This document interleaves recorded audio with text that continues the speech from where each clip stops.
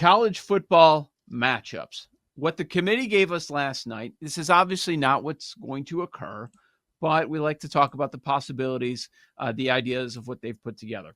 If you go from top to bottom, you've got Texas Tech hosting Tulane in the 5-12, Oklahoma hosting Notre Dame. So Notre Dame stays put at number 9, meaning they would be the road team. And 6-11, Ole Miss hosting, for the purpose of this conversation, Miami, but that Miami slot just represents the ACC champ. And Alabama at Oregon. Ooh, what a matchup that would be. Committee, I think a lot of viewers would be happy with that. That would be your primetime game, no doubt about it. As far as point spread, Sammy, what do we have on these 4 potential matchups? So the first spreads I saw last night, Powers was all over it. And as I told you and told our audience, I wasn't watching the reveal show, and I turned college football off because I logged on to Twitter during Soup Fest last night in my house, and I saw Felica was just going hard with Miami, and I'm just like, I'm not doing this. I'm not going to get mad. I'm going to give it to him tomorrow because we do Bear Bets tomorrow. It'll be fun, but I'm saving my energy for that show tomorrow. So I just said I'm not getting in the weeds on Twitter. I don't care.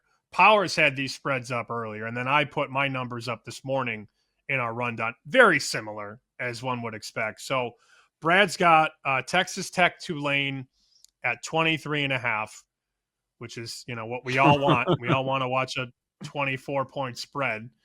He's got Notre Dame favored at Oklahoma, which I do too. He's got Notre Dame 3. I'm 4 on Notre Dame, so I'm a little bit higher.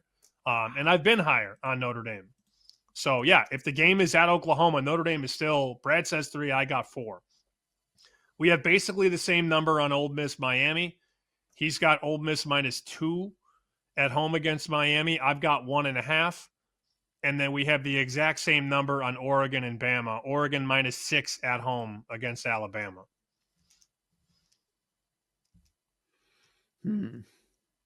Texas Tech, by the way, Joe, would win that game 48-17. I would lay. Yeah. I would lay. So Brad makes it 23.5. I'm through the 24. I'm 24.5, and I would still lay it. Well, that's what I was wondering. So if this is what you make it, is this fair, or are there bets on the board with these numbers that you would make? I don't know that I would make any bets aside from Tech. And I'm pretty low on Tulane, but I don't as I say that 24.5, would I take that? I think that number should be higher. But if I was booking bets on it, I'd open 24.5. Yeah. So, I mean, also we look at it and we say, okay, are the 2 Big Ten teams going to get buys?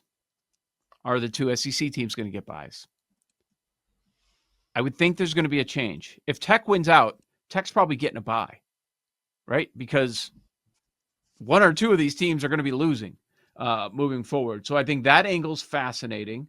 The group of 5 conversation's interesting because we want to see which team gets represented. I feel like they just want to keep changing it. So we'll have our JMU week too, where they get a little bit of love and they get talked about. That's kind of interesting. Can Notre Dame move up?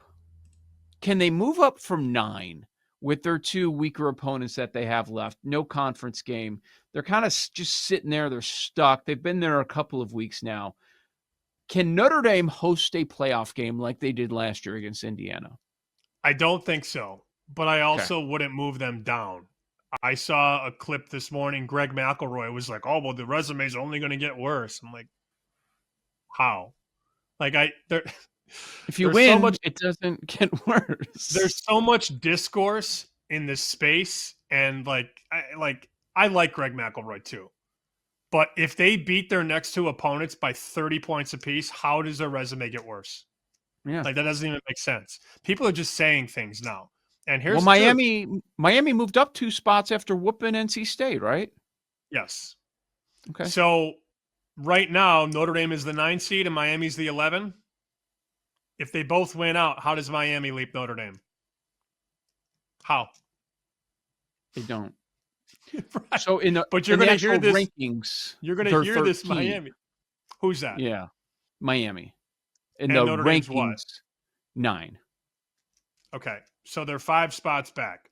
Mhm. That's what I'm trying to explain to people. You can be as mad as you want online at the committee. The committee's not going to cower in the corner because you're mad online. There is no way Miami's going to erase a 5-rank gap because they're both going to win out. Like, Yeah. how does Notre Dame win out? Miami wins out, and Miami leaps Notre Dame. It's not going to happen. Right now, Miami's behind Utah. If Utah wins out and they're in the conference championship, how are they going to beat Utah? Yeah. You and I see the ball the way the committee sees the ball. Like this Okay. is the way it's going to go, and people can be as mad as they want. Do you think the committee's going to see a bunch of tweets and go, flip Notre Dame in Miami? No, it's not going to happen. Like that's not what's going to happen. Here's maybe I'm wrong on this, but I think this is the real. I think Miami would take that Notre Dame win, give them an L, if they could have one of the bad conference losses they have on their resume. You know what I'm saying? Like, give a loss in the Notre Dame game and give them SMU or Louisville.